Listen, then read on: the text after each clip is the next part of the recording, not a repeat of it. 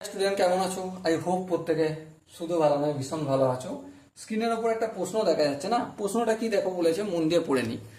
বলেছে যে sine 135 degree minus cos 135 degree সমান কত, এর মান কত হবে সেটা আমাকে বলতে হবে।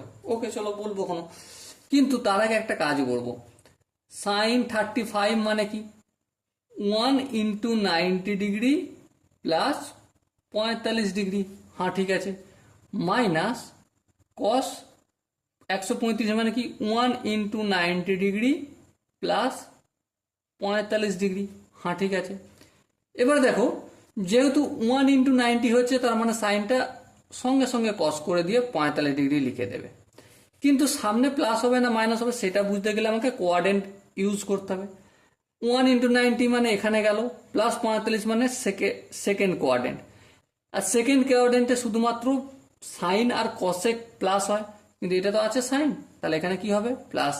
চলো মিটে গেল। মাইনাস দিলাম, এখানে ব্যাকেট দিলাম।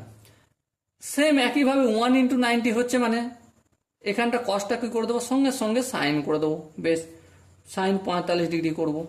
কিন্তু এখানটায় কি প্লাস হবে না মাইনাস হবে সেটা বোঝার জন্য কি করতে হবে, কোয়াড্রেন্টের হেল্প নিতে হবে।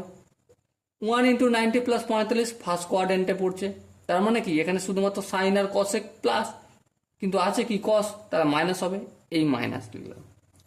ওকে, তাহলে কস 45 ডিগ্রি, এই মাইনাস আর এই মাইনাস গুণ করলে কি হয়, মাইনাসে মাইনাসে প্লাস, প্লাস সাইন 45 ডিগ্রি। কস 45 ডিগ্রির মান কত? কস 45 ডিগ্রির মান হচ্ছে আমাদের 1/√2 প্লাস 1/√2। সো √2 লসগু হচ্ছে √2, √2 কে √2 ভাগ হলে 1, 1 1 1, 1 প্লাস 1, তাহলে কি হলো 2/2√2। সো 2/2√2 যদি হয়, এই দুইটাকে যদি আমি √2 × √2 লিখি, কোনো আপত্তি আছে? আই হোপ কারো আপত্তি নেই। আর নিচে যেমন √2 থাকলো থাকলো, তাহলে এই √2 কেটে গেল, তাহলে আনসার কত হলো, √2 হলো।